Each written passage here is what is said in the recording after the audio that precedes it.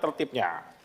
Jadi kalau setelah kita sahkan pagu indikatifnya, nanti bicara tentang program di masing-masing kementerian, kita rapat khusus dengan menterinya dulu, paparan umum menterinya yang tadi disampaikan, kemudian nanti kita perdalam lagi dengan eselon 1 dan eselon 2 terkait programnya.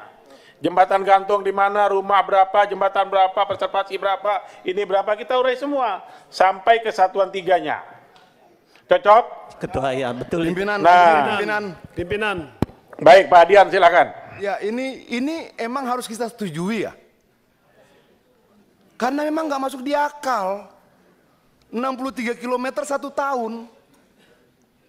Jalan, kita mau bangun apa? Enggak, kalau perjalanan jembatan ini 12,48 triliun. 63 km, 4342, 1606, dan sebagainya. Itu memang kecil sekali. Jadi pimpinan, mau kita putar-putar ya nggak bakal dapat dapilnya. Bentar. Ya artinya, Kita biar Pak Adian selesai dulu, ya, bentar. artinya memang pengurangan 80 triliun ini dampaknya kemana-mana. Tapi kalau sebagai menteri siap mengambil tanggung jawab terhadap, misalnya kita bicara kalau sumber daya air ini 10,7 triliun.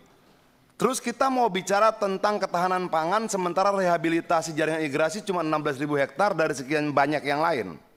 Ya memang tidak akan tercapai.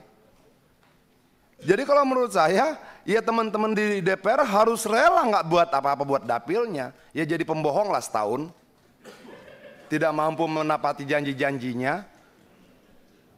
Kira-kira begitu pimpinan. Karena memang tidak ada yang bisa itu kotak-katik ini, saya baca dari tadi nih. Apa yang mau kita kotak-katik ini? Nggak ada lagi. Kita pindah jadi jembatan gantung, jalan nggak terbangun.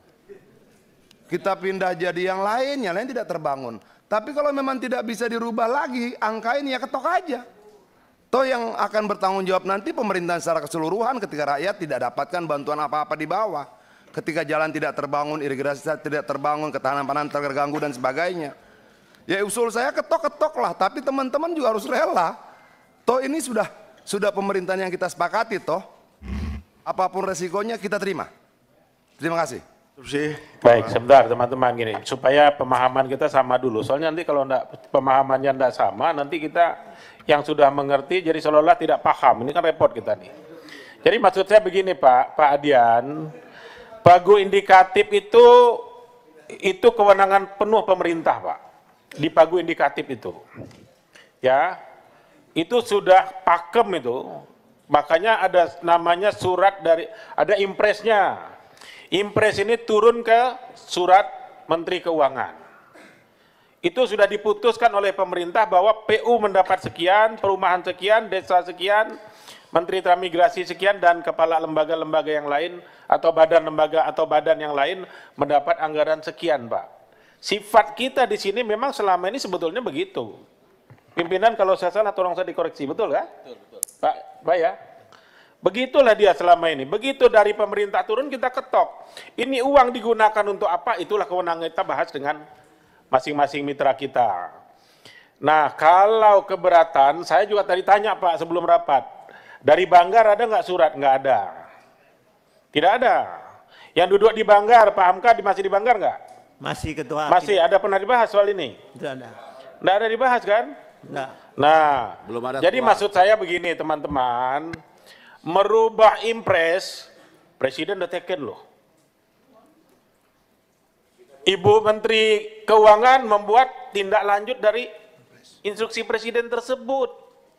Kalau Ibu Menteri Keuangan merubah itu, harus merubah impresnya lagi. Bukan ranah kita itu.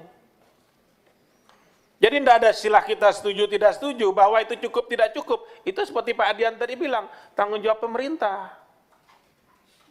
Itu loh. Ya pimpinan ketok aja. Memang duitnya nggak ada. Nah nanti maksud saya gini, biar kita sama persepsi dulu. Nah sebentar ya, ini kita, itu ketua tolong. Sorry, saya bicara dulu ketua itu. Kita bicara mekanisme dulu. Kita bicara mekanisme dulu, Pak. Saya tidak bicara isi dulu. Kawan-kawan di sana mic-nya belum nyala ketua, kesian juga. Ya sebentar. Haknya biar kita sama bicara kita. isi dulu. Kalau ini sudah sama pandangan kita, jadi diskusinya ke sana gitu loh Pak. Misal, tadi Pak Adian bilang apa harus kita setujui ini barang. Pak Yanwar, rapat ini harus terarah, mohon izin. Supaya nanti kita, yang mana yang mau kita bahas duluan, kita bahas dulu pagu indikatifnya. Itu diskusi saya, maka jangan tanya yang lain dulu. Pagu indikatif kita setuju itu dah, tidak setuju. Kalau tidak setuju, aturannya tidak setuju boleh nggak? Kita lihat aturannya. Iya. Bukan maunya gue di sini. Gitu loh. Mohon maaf ya. Aturannya boleh ndak? Itu dulu kita lihat. Kalau saya ditanya setuju ndak anggaran Menteri Pekerjaan Umum ini sebesar itu, 1000% saya bilang saya tidak setuju. Kalau ditanya ke saya, tapi bukan kewenangan saya. Saya bukan presiden. Itu loh. Masalahnya kondisi hari ini kita serahkan dulu sepenuhnya kepada pemerintah. Tidak mungkinlah pemerintah tidak mikirkan ini. Ini masih di tahap awal.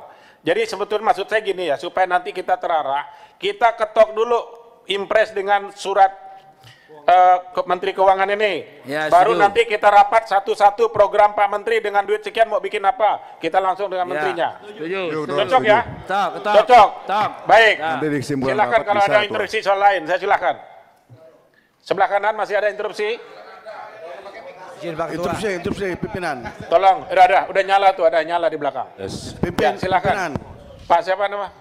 Pak Mori silakan. Izin Pak Ketua.